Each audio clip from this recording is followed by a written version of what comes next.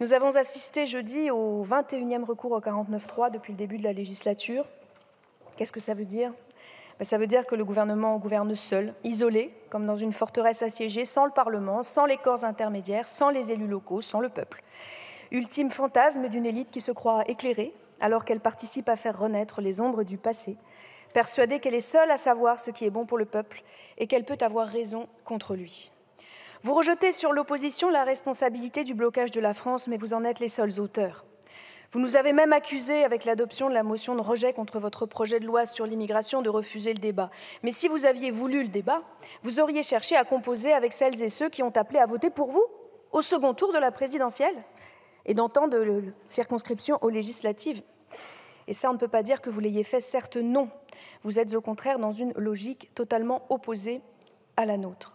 Coincés dans vos certitudes et vos dogmes ultralibéraux, vous ne voyez qu'une issue, qu'une pratique solitaire et autoritaire du pouvoir. Bien sûr que nous aurions voulu débattre du budget à donner à la France. Que signifie ce budget pour le quotidien des Françaises et des Français? Il coûtera 2700 postes de professeurs dans les collèges, écoles et lycées de nos enfants qui souffrent déjà tant des absences non remplacées et des classes surchargées.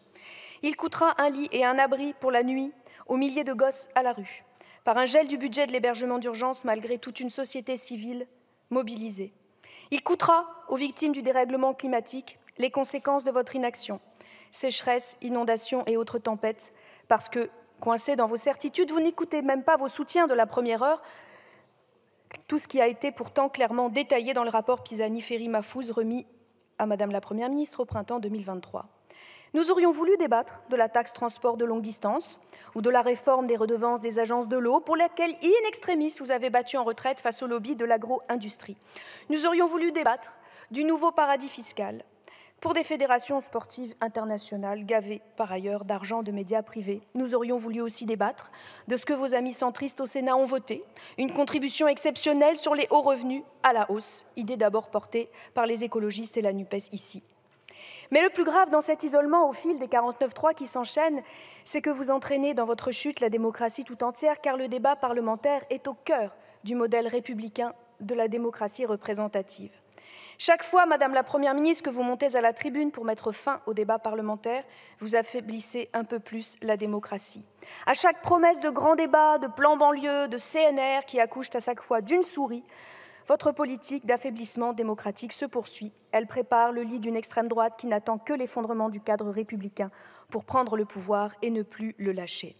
Mais ce mépris de l'Assemblée nationale ne s'exprime pas seulement à travers cette suite insensée de 49.3, car il n'y a pas que le 49.3 pour vous, pour fouler aux pieds nos débats et nos délibérations lorsqu'elles ne vous conviennent pas. J'en veux pour preuve le texte examiné actuellement en Europe, le Media Freedom Act. En janvier dernier, à l'Assemblée nationale, nous avons débattu et nous avons adopté ici une résolution portant voix de la France dans le débat européen sur la directive médias. Nous avons, sur proposition de ma collègue Bourouaha, soutenu avec votre minorité présidentielle, une proposition pour demander à votre gouvernement de porter la défense absolue et sans équivoque du secret des sources des journalistes. Et qu'apprend-on? Grâce à une enquête de Disclose et une note du ministère de l'Intérieur révélée par Reporters sans frontières, on apprend que le gouvernement français exige en réalité à l'échelon européen, aux côtés des représentants du gouvernement hongrois qui espionnent ces journalistes. Alors, le gouvernement français demande d'établir une clause d'exclusion des questions de sécurité nationale et de défense au secret des sources. C'est cette clause qui a valu à la journaliste Ariane Lavrieux une perquisition à son domicile par des hommes lourdement armés. C'est cette clause qui a permis que son appartement et ses outils de travail soient fouillés, que son téléphone soit saisi. C'est cette clause qui lui a valu un placement en garde à vue par la DGSI après ses révélations sur l'implication de l'armée française dans le cadre de l'opération Sirli, c'est-à-dire dans des bombardements de civils menés par le gouvernement autoritaire égyptien du général Sissi. Notre liberté dépend de la liberté de la presse. Elle ne saurait être limitée sans être perdue, écrivait Thomas Jefferson en 1786. La liberté de la presse est au fondement de notre démocratie et vous la bafouez, comme vous bafouez le débat parlementaire. Je m'adresserai volontiers à mes collègues députés de la majorité, si certains étaient là, qui tous ne peuvent se retrouver dans cette compromission avec la droite dure et dont certains, je le sais, ont refusé de voter le mandat de la commission mixte paritaire sur le projet de loi immigration. Je leur dirai s'ils étaient là, est-ce pour ça que vous avez été élus? Madame la Première ministre, vous êtes affaiblie par le vote de lundi, Et voulant poursuivre votre entreprise de délégitimation de l'Assemblée nationale, vous pensez que la meilleure défense, c'est l'attaque avec vos amis. Et nous voici, nous, groupe écologiste, mis au banc des accusés pour une prétendue alliance NUPES-RN sur la motion de rejet du texte immigration. Certains responsables dans cette Assemblée menaçant même de nous tondre. Vous êtes d'accord avec ça, monsieur? Dans une référence honteuse, sexiste et même, je dirais, dégueulasse, voyez.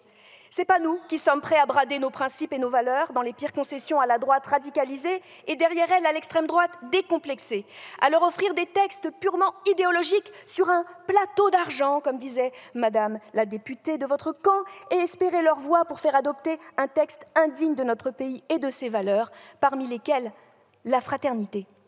Le groupe écologiste ne transige pas sur ses valeurs, et nous avions bien entendu au moment du vote de cette motion de rejet les déclarations de M. Darmanin, lundi.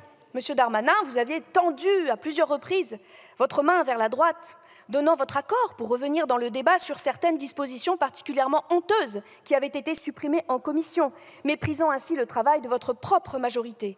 Ce ne sont pas les écologistes ou la NUPES qui ont, fort à propos, la veille du vote, appelé des parlementaires de droite en promettant de nouvelles brigades de gendarmerie. J'en profite donc pour vous dire, M. Darmanin, même si, contrairement à d'autres, peut-être, vous ne pouvez espérer mon vote sur un texte qui criminalise l'immigration, eh bien, dans ma circonscription, on a besoin d'un commissariat de plein exercice. Ça fait 40 ans qu'on le demande à Villejuif. Et les habitants de cette circonscription, leur sécurité vaut autant que celle des autres. J'aimerais un commissariat de plein exercice, monsieur le ministre de l'Intérieur. Mes chers collègues, on ne peut faire sans le Parlement, on ne peut agir sans le consentement du peuple et de ses représentants, on ne peut agir dans l'opacité, c'est pourquoi le groupe écologiste demande que les débats de la CMP de lundi soient rendus publics, et c'est pourquoi le groupe écologiste considère que ce gouvernement ne mérite que la censure. Je vous remercie.